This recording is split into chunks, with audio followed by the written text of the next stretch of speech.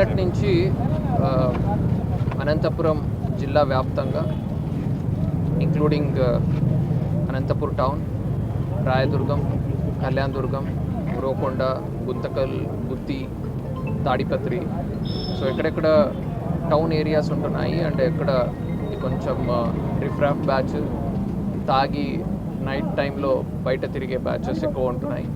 ఈ అన్ని ఏరియాస్లో కూడా పోలీస్ తరపు నుంచి నైట్ 10 to 2 ఈ పీరియడ్లో open drinking, drunk and drive మరియు స్ట్రేంజర్స్ ఎవరెవరు తిరుగుతున్నారో వాళ్ళని పికప్ చేయడం మీద ఒక మ్యాసివ్ డ్రైవ్ స్టార్ట్ చేయడం జరిగింది.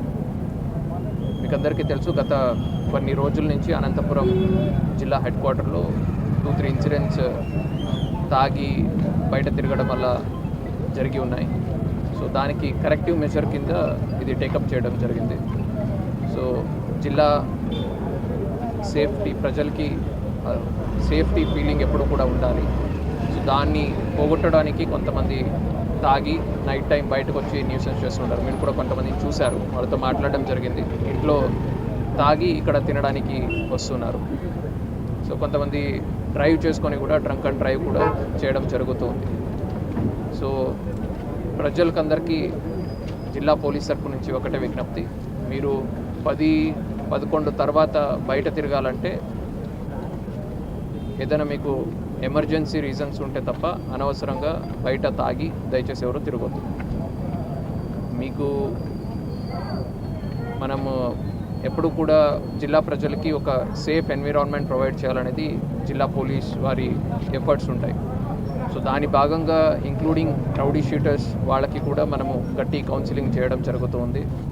రిపీటెడ్గా ఎవరైనా తాగి ఇలాగా బయట తిరగడం జరిగితే మొదట్లో పెట్టి కేసెస్ రిజిస్టర్ అవుతాయి. సబ్సిక్వెంట్గా వాళ్ళకి రిమాండ్ చేయడం జరుగుతుంది. బైండ్ ఓవర్ చేసి మనము వాళ్ళని రిమాండ్ చేయడం జరుగుతుంది. అలాగే డ్రంక్ అండ్ డ్రైవ్ చేసినట్టయితే వాళ్ళ వెహికల్స్ యూజ్ చేయడం జరుగుతుంది. ఈ పిల్లలు, మైనర్స్ ఇలాగ బయట తాగి వచ్చి తిరుగుతూ ఉంటే వాళ్ళ పేరెంట్స్ని కూడా మనము పిలిపించి కౌన్సిలింగ్ చేయడం జరుగుతుంది. సో అందరూ కూడా పేరెంట్స్ కూడా కొంచెం దృష్టి పెట్టి దీని మీద వాళ్ళ పిల్లలకి కొంచెం బుద్ధి చెప్పి జాగ్రత్తగా చూసుకోవాలని నా విజ్ఞప్తి. Thank you. సార్, 12 తర్వాత రోడ్డు మీద ఎవరు తిరగాలి? అసలు 12 తర్వాత రోడ్డు మీద పోలీసులు మాత్రమే తిరగాలి. లేదంటే మిగతా వాళ్ళందరూ కూడా ఐదర్ ఎమర్జెన్సీ అయినా ఉండాలా, లేదంటే వాళ్ళ సస్పీషియస్ సర్కమ్స్టెన్సెస్లో దొంగలైనా అయి ఉండాలి.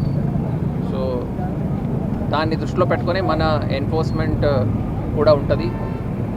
ప్రతి పోలీస్ ఆఫీసర్ దగ్గర కూడా ఇప్పుడు MSCDs వచ్చాయి, మొబైల్ స్కానర్ చెక్ డివైజెస్. దాంట్లో ప్రీవియస్ క్రైమ్ హిస్టరీ ఉన్నటువంటి ప్రతి ఒక్క వ్యక్తిది, ప్రతి ఒక్క అక్యూజ్డ్ది, కన్విక్ట్ది అందరివి కూడా ఫింగర్ ప్రింట్స్ ఉంటాయి. సో అది చెక్ చేసిన వెంటనే వాళ్ళకు ఉన్నటువంటి అన్ని క్రిమినల్ హిస్టరీ కూడా డిస్ప్లే అవ్వడం జరుగుతుంది, మ్యాచ్ అవ్వడం జరుగుతుంది. సో దాని బేసిస్ మీద వాళ్ళ మీద కూడా మనము దృష్టి పెట్టండి, వాళ్ళ మీద కూడా యాక్షన్ తీసుకోవడం జరుగుతుంది.